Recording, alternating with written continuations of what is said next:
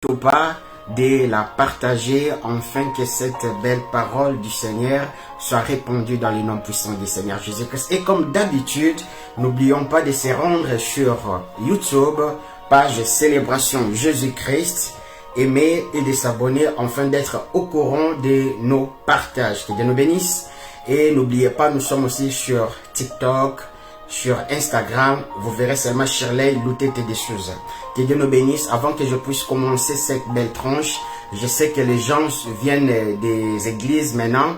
Ils sont maintenant chez eux, en train de se reposer. C'est pour cela que je me suis dit, si je le commence à partir de 16h, ces messages peuvent édifier des gens, peuvent édifier les corps du Christ.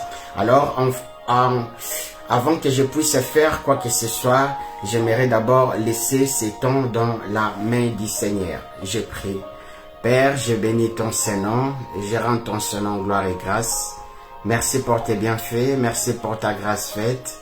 Je laisse ces temps-ci entre ta sainte main. Édifie-nous, Père éternel. Seigneur Jésus-Christ, voilà, nous voulons manger ton corps, qui est le pain du ciel. Et nous voulons boire ton sang, Père éternel. Laisse que, Seigneur Jésus-Christ, que tu puisses nous édifier, que tu puisses nous consoler par Christ. Oh, cher Saint-Esprit, conduis-nous. Que tous les voiles qui couvrent nos visages puissent tomber dans les noms puissants de Jésus-Christ. Amen. Amen, amen. Si vous êtes là, il suffit juste d'aimer la vidéo et n'oublie pas de la partager. Amen.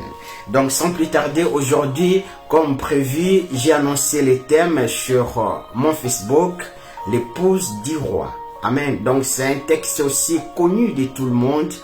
Je pense les chrétiens l'utilisent. Les musulmans aussi l'utilisent, si je ne me trompe pas, sur Esther. Amen. Mais moi, je ne suis pas dans ces débats. Je suis juste aujourd'hui pour nous édifier, pour nous faire comprendre ce que Dieu veut qu'on puisse comprendre. Alors, je suis bien dans les livres d'Esther, dans la version, j'utilise aujourd'hui la version Summer. Que Dieu nous bénisse. Donc, je suis bien dans les livres d'Esther. Notre thème, c'est l'épouse du roi. Alors, que nous dit la Bible? Au moment où je cherche déjà la page en question.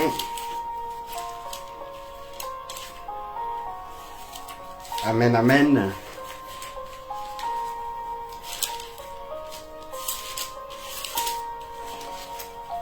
Amen. Donc, je suis bien dans les livres d'Esther 2, à partir du 15e verset jusqu'au 17e verset. Je lis la parole du Seigneur. Quand vint son tour d'aller chez l'empereur, Esther, fille d'Abishai, oncle de Mardoché, qu'il avait adopté comme sa fille, elle ne demanda rien d'autre que ce qui avait indiqué Hegai. Donc Hegai ici nous comprenons c'est l'eunuque. L'eunuque de l'empereur, gardien des femmes. Elle gagnait la faveur de tout ce qu'il la voyait. Donc c'est Esther qui gagnait la faveur de tout ce qu'il la voyait. C'est le 10e mois, c'est-à-dire au mois de Tébet, de la 7e année du règne, que l'on vint prendre Esther pour la mener chez l'empereur. Au palais impérial, l'empereur aima Esther plus que toutes les autres femmes, et elle gagna sa faveur et sa bienveillance, mieux que toutes les autres jeunes filles. Alors il mit sur sa tête la couronne impériale et la fit proclamer impératrice à la place des Vachi. Alors sans plus tarder, j'anticipe directement Esther 2, 8 à 9. Et c'est les derniers versets qu'on va lire aujourd'hui. Donc Esther 2, 8 à 9, que nous dit la Bible? La Bible dit: après la proclamation de l'ordonnance de l'empereur et de son décret, de nombreuses jeunes filles furent rassemblées dans les citadelles de Suse, sous la surveillance de Hegai, donc l'eunuque du roi. Esther fut aussi emmenée au palais impérial et confiée aux soins de Hegai. Les responsables du harem, la jeune fille lui plut et gagna sa faveur. Il s'est mis en peine de lui fournir tout ce qu'il fallait produits de beauté, et pour son régime, il mit à sa disposition 7 jeunes servantes sélectionnées parmi les personnels du palais impérial, et il la transféra, elle et ses servantes, dans le meilleur appartement du harem. Que Dieu nous bénisse. Ici, nous sommes en train de voir une belle histoire d'une fille qui s'appelle Esther. Esther, moins connue aussi sous le nom de Hadassah. Alors, Esther, c'était parmi les Juifs qui étaient restés en Babylone pendant la déportation. Et Esther vivait avec son cousin Mardochée, que nous connaissons bien l'histoire. Et à un moment donné, comme nous étale le premier chapitre du livre d'Esther, que le roi Assyris, il avait organisé une fête, il a appelé des princes venant de l'Est et de l'Ouest, mais en même temps, il a voulu montrer sa femme, dont l'impératrice Vachi, à ses princes. Et nous connaissons tous la désobéissance de sa première femme, Vachi.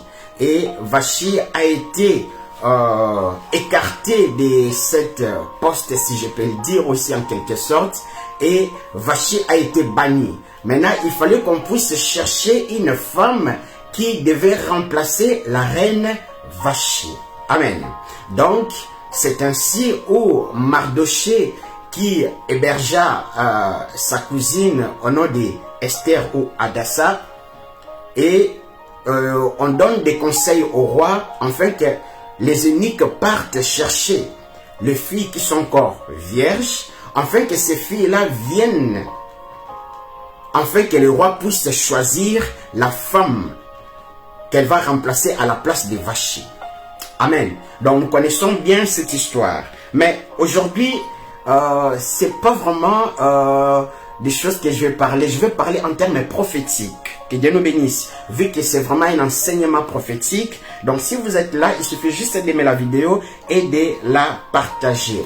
Nous connaissons tous que nous sommes des chrétiens. Alors l'église, aujourd'hui les gens les comprennent très mal. Aujourd'hui les gens confondent l'église dans un endroit local, donc géocalisé, là où les gens se ressemblent. Les gens confondent cette église-là d'une manière géocalisée, donc d'un ensemble des saints, ou d'une église encore dite locale, avec l'église que nous sommes.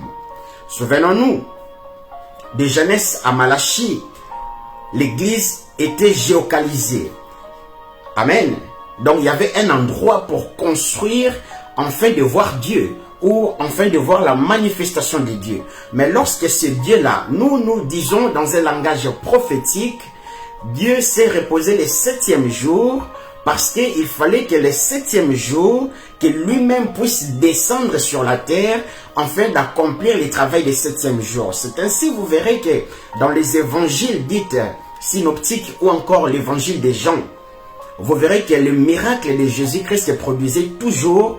Souvent, c'était le jour du sabbat. Donc, c'était le 7e jour. Donc, nous disons, dans le langage prophétique, c'est vrai que Dieu s'est reposé le 7e jour, mais ce 7e jour-là était vraiment un jour stratégique pour Dieu. Dieu ne s'est pas reposé le 7e jour, mais il a caché ce jour-là, afin que lui-même, étant que travailleur, lui-même qui avait la capacité de descendre sur la terre, prendre la chair en Jésus-Christ, et récupérer l'homme qui était perdu dans les jardins d'Éden.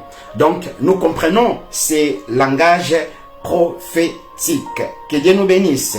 Donc, aujourd'hui, nous comprenons mal cette église dans l'Ancien Testament qui était géocalisée. Et aujourd'hui, Christ, lorsqu'il est venu dans les évangiles, la première des choses, où avant qu'il puisse terminer sa mission, il a fait une remarque aux disciples. Il a dit une chose: détruisez ces temples qui a fait au moins 40 ans pour être construits, détruisez-les et moi je les rebâtirai en 3 jours. Or, il parlait de son corps, car la Bible dit: ne savez-vous pas que vos corps est le temple du Saint-Esprit? Donc, nous comprenons, lorsque Jésus-Christ a dit cela, et lorsqu'il a été amené dans la croix et sur la croix, sur les monts Golgotha, et lorsqu'il a dit tout est accompli, c'est ainsi l'église s'est transposée au fait. L'église a quitté un endroit géocalisé pour prendre nos corps Amen. Donc nos corps est le temple du Saint-Esprit. Ici, je viens de nous lire une histoire sur les rois. Alors, le roi qui cherchait une femme qui devait remplacer la reine Esther et qui devait remplacer la reine Vachi. En réalité, qui est au fait Esther? Nous devons comprendre aujourd'hui que Esther, c'est l'Église. Amen. Donc, Esther, c'est l'Église. Je ne parle pas d'une assemblée. Donc, je parle de vous et moi qui êtes l'Église de Dieu. Donc, nous comprenons aussi parce que je suis en train de dire, personne, j'ai bien dit, personne ne peut prétendre à dire, je viens de l'Église ou je pars dans une Église quelconque, tant que lui-même n'est pas d'abord une Église. Nous comprenons ça. Je répète encore. Personne ne peut dire que je vais dans une église ou je viens d'une église. Et en plus, aujourd'hui, c'est le dimanche. Je souhaite un bon dimanche à tout le monde. Aujourd'hui, je nous dis ceci.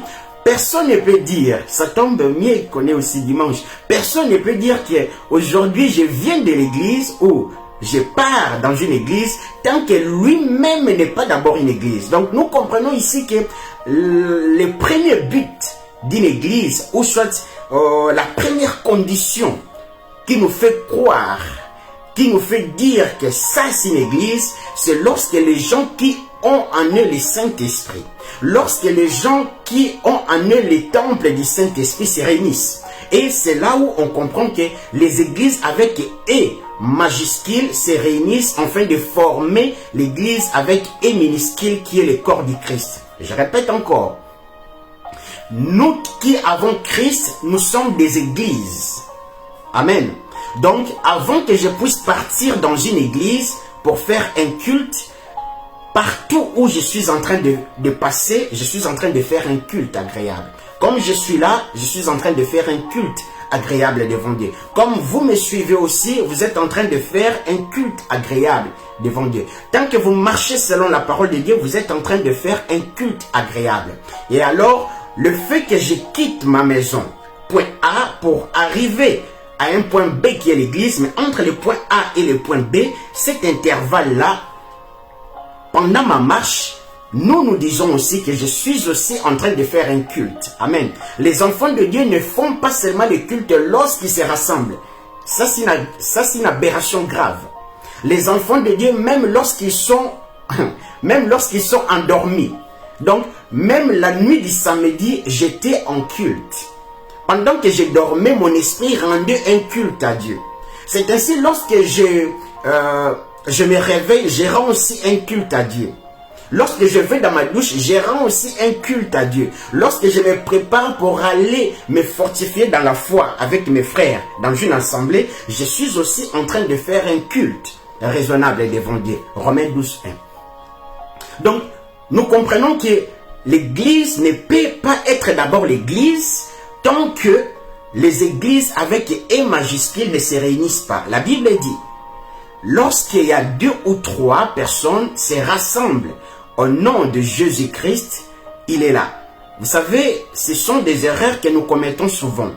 Le nom de Jésus-Christ, parfois il faut l'interpréter comme il faut.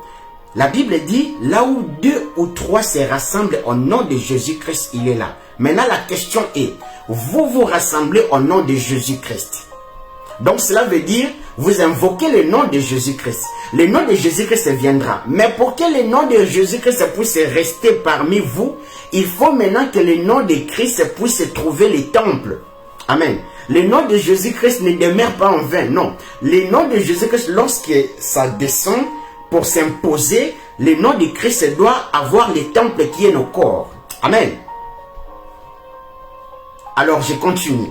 Donc, j'ai dit, Jean 1, 12 à 13, la Bible dit, à tous qui l'ont reçu, à tous qui ont cru à son nom, donc la parole Christ, il leur a donné le pouvoir de devenir enfants de Dieu, duquel ils ne sont plus nés de la chair, ni de la volonté humaine, ni de la volonté parentale, ni de la volonté du sang, mais ils sont nés de l'esprit. Donc nous comprenons ici que Christ nous donne la capacité, étant qu'un enfant de Dieu, d'être né par l'esprit. Donc cela veut dire, lorsque je quitte ma maison, je suis toujours Esther. Donc nous comprenons maintenant ici l'image de la fille que j'ai dit là, Esther, c'est moi. C'est vous et moi qui êtes la femme du roi. Amen.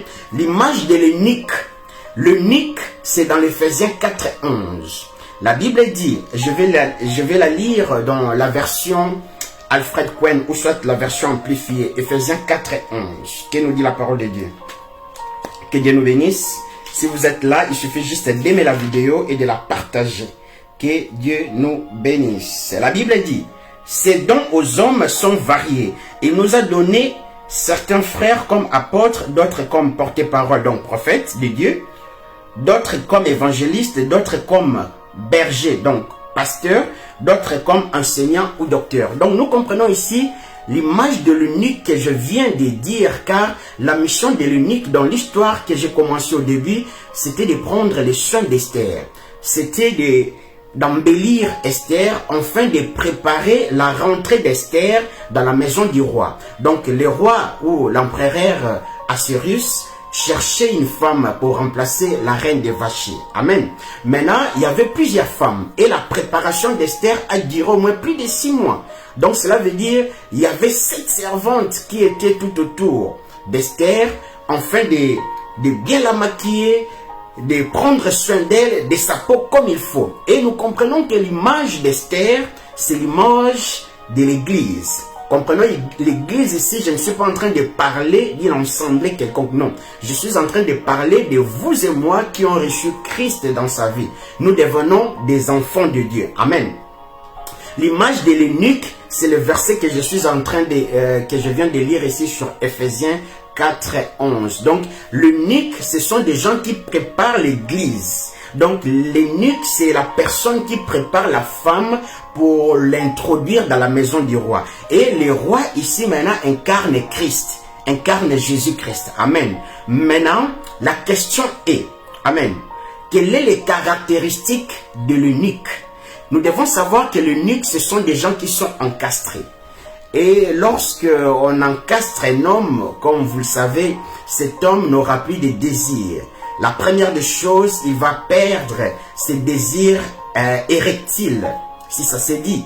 Donc la première des choses que l'eunuque perd dans sa vie, c'est les désirs érectiles. Donc il n'aura plus l'envie de côtoyer une femme. Pourquoi ils font ça? Parce que l'eunuque a la charge de garder les femmes du roi. Amen.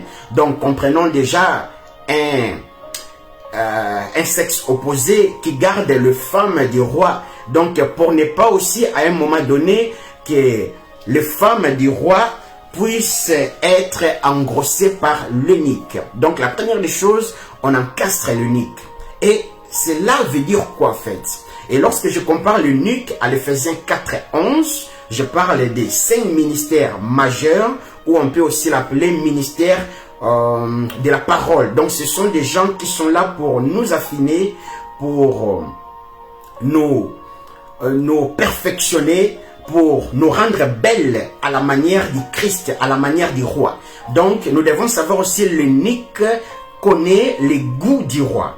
Donc c'est pas pour rien que l'eunuque garde les femmes du roi, parce que l'eunuque connaît les besoins et connaît les goûts, connaît quelques détails, pas tout, mais connaît quelques détails du roi. Et c'est ainsi, lorsque nous qui sommes l'Église, nous venons auprès de l'eunuque. Ici maintenant nous comprenons que l'eunuque dont je parle, c'est un apôtre, c'est un prophète, c'est un évangéliste, c'est un pasteur ou un berger, c'est un enseignant ou docteur. Nous devons savoir que ce sont des gens qui sont castrés en eux. Donc la première caractéristique qu'on doit avoir dans la vie d'un pasteur ou d'un apôtre ou d'un prophète ou d'un évangéliste, c'est une personne encastrée. Et alors, qu'est-ce que cela veut dire personne encastrée dans ce sens ici? Lui doit prendre soin de moi, lui doit comprendre que moi je suis d'abord enfant de Dieu. Parce que ici le but et que moi je ne puisse plus rester enfant de Dieu, mais je puisse devenir l'épouse de Christ. Ici je parle de 2 dimensions. Amen. L'enfant reste au salon, mais seule l'épouse qui a la capacité d'entrer dans la chambre avec le roi. Amen. Maintenant l'eunuque qui connaît le besoin du roi. Donc ici, les gens qui sont dans l'Éphésiens 4:11, les pasteurs, les apôtres, connaissent les besoins, connaissent les goûts du Christ, et maintenant ont la capacité de nous prendre, nous qui sommes l'Église, afin de nous donner des produits qu'il nous faut. Amen. La première des choses, l'eunuque, lorsqu'on l'encastre, il n'a plus le désir. Donc cela veut dire l'eunuque n'a plus la capacité de sortir avec la femme du roi. Donc cela veut dire la première des choses, vous devez avoir déjà dans la vie d'un homme de Dieu, d'un homme qui s'appelle homme de Dieu ou de celui qui a un ministère, c'est l'humilité. La deuxième des choses, à part l'humilité, des choses comme des cultes de personnalité. Ça, ce sont des choses, lorsque vous voyez ça dans la vie d'un homme de Dieu, sachez-le bien ou sachez-le bien que cet homme-là, il n'est pas encastré. Or, lorsqu'un eunuque n'est pas encastré, Esther, qui est la femme du roi, risque d'être engrossée par l'eunuque.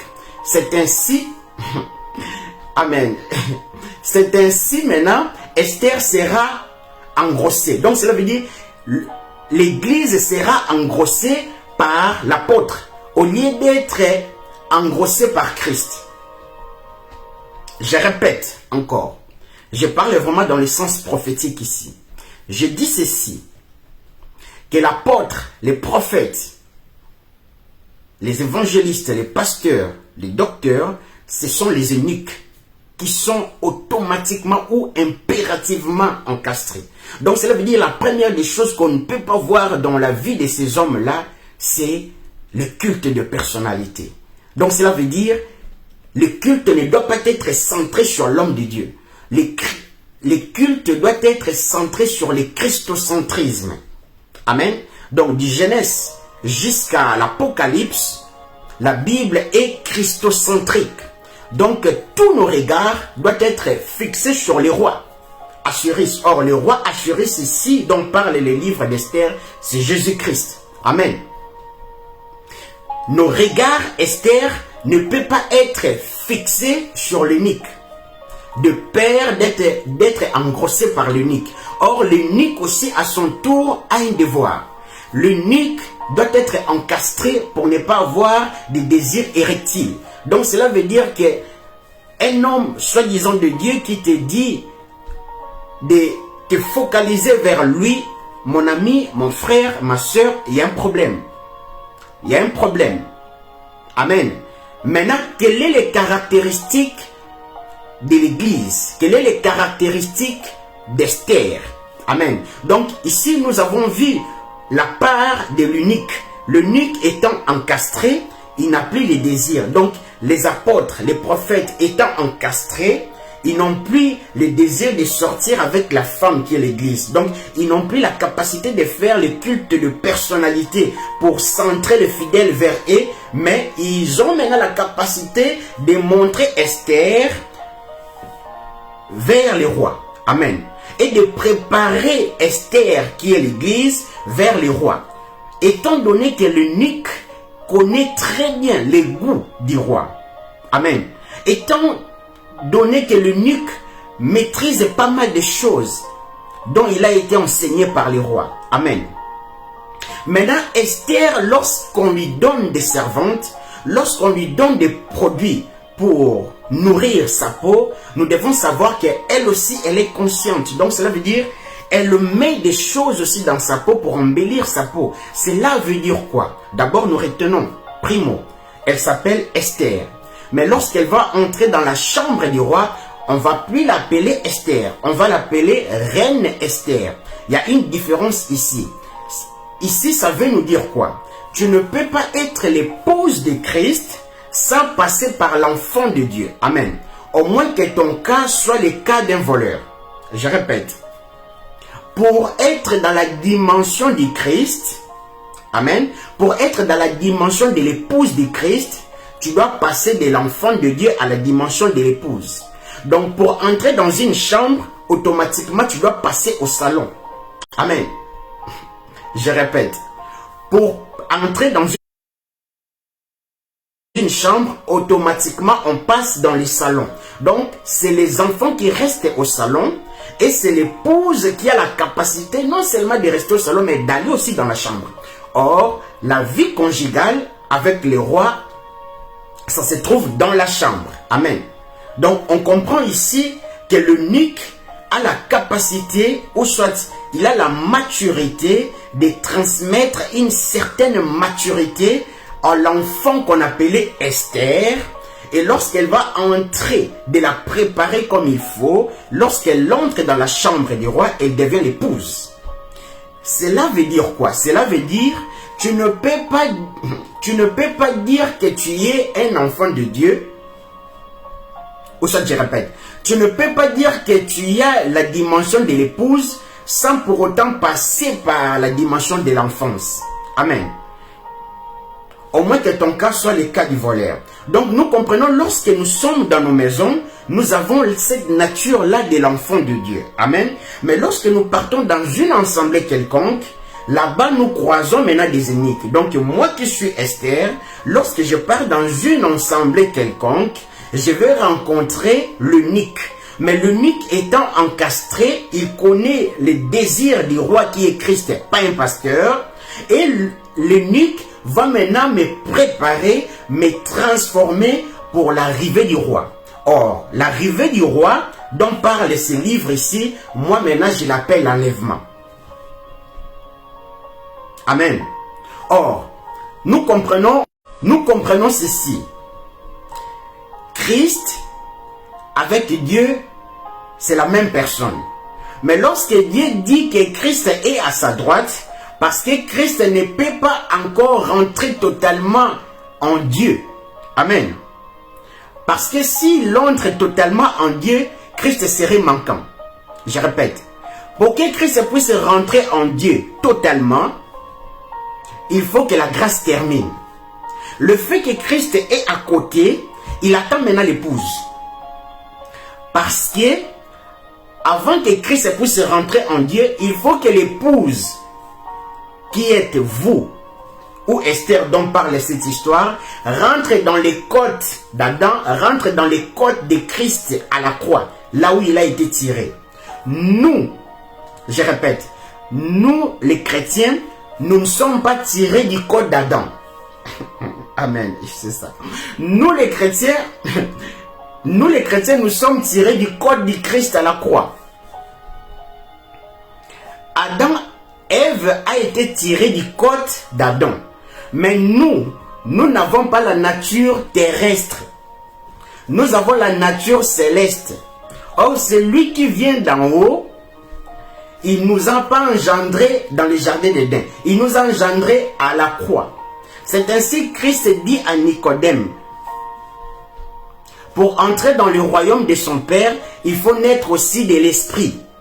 Il faut naître pour la deuxième fois. Et nous sommes nés où? À la croix, lorsque Christ fut endormi. Et l'Église a été tirée du corps du Christ. L'Église, Esther, a été tirée du corps du Christ. Donc nous comprenons que nous ne venons pas d'Adam. Nous avons la nature céleste, l'épouse. On a été tiré du côte à la croix. Maintenant, il faut que, avant que Christ puisse rentrer totalement en Dieu, il faut que nous aussi, l'Église, le jour de l'enlèvement, nous puissions rentrer en Christ, afin que Christ puisse rentrer en Dieu. Amen. Mais nous maintenant, l'objectif est de vomir les fruits dont Satan avait donné à Ève, à la première Ève. Or, la première Ève dont parle la Bible, elle a la nature de la chair. Nous sommes la seconde Ève qui vient de l'esprit, qui vient de la croix. Donc nous aussi, nous devons vomir les fruits afin que nous puissions rentrer dans Ève et Ève rentrer en Dieu. Mais le but de l'eunuque, c'est de nous préparer pour être enlevés. Or, pour l'enlèvement, nous ne devons pas être des enfants. Pour l'enlèvement, on doit être... Oh mon Dieu, merci. Pour l'enlèvement, on doit être l'épouse. Amen. Le jour Christ viendra, il ne viendra pas prendre les enfants de Dieu. Je répète. Christ, le jour de l'enlèvement, ici je parle dans la dimension prophétique. le jour où Christ viendra, le jour de l'enlèvement, il ne viendra pas prendre les enfants de Dieu. Il viendra prendre l'épouse. C'est ainsi, je répète, le but de l'unique, c'est de prendre nous qui étions autrefois des enfants et nous ramener au stade de l'épouse. Comprenez que Esther, dans l'histoire que je viens de lire, Esther était Esther. Mais il fallait que Esther puisse changer de statut. Il fallait que Esther puisse quitter le statut d'Esther, la cousine de Mardoché, et puisse prendre le nom de la reine Esther. Donc nous aussi, lorsque nous recevons Christ, nous avons la nature d'Esther. Nous avons la nature des enfants. Mais il faut que nous puissions grandir. Il faut que nous puissions rester avec l'unique pendant un temps. Et c'est l'unique qui connaît les goûts. L'unique qui connaît les goûts du roi. Et l'unique sait te donner des choses pour t'embellir. Afin que le jour où le roi te verra, le roi puisse t'apprécier. Puisse vraiment t'apprécier comme il faut. Amen. Donc ici, je nous fais comprendre que le jour où Christ viendra, il ne viendra pas prendre les enfants de Dieu. Il viendra prendre son épouse. Car à la croix, il n'a pas engendré un enfant de Dieu. Christ à la croix n'a pas engendré un enfant de Dieu. Je parle à la dimension prophétique. Christ à la croix a engendré son épouse. Adam n'avait pas engendré un enfant. Adam, par sa côte, Dieu n'a pas tiré un enfant. Adam, dans sa côte, Dieu a tiré son épouse, qui est Ève. Donc Dieu aussi pouvait tirer du côte d'Adam directement Ève et puis leur enfant, Abel ou Caïn. Mais Dieu a voulu faire la part des choses. Il a tiré seulement l'épouse. Afin que le Dieu puisse maintenant engendrer des enfants. Donc nous comprenons que aucun enfant va rentrer dans la côte d'Adam. Seule l'épouse qui est Ève. Donc nous aussi, pour que nous puissions rentrer dans les côtes du Christ le jour de l'enlèvement, nous qui sommes Ève de l'esprit, afin que nous puissions rentrer dans les côtes du second Adam qui est Christ, nous ne devons pas voir les statuts des enfants de Dieu. Nous devons voir les statuts de l'épouse. Nous comprenons ça. Nous devons voir les statuts de l'épouse. Et c'est ça le but de l'unique.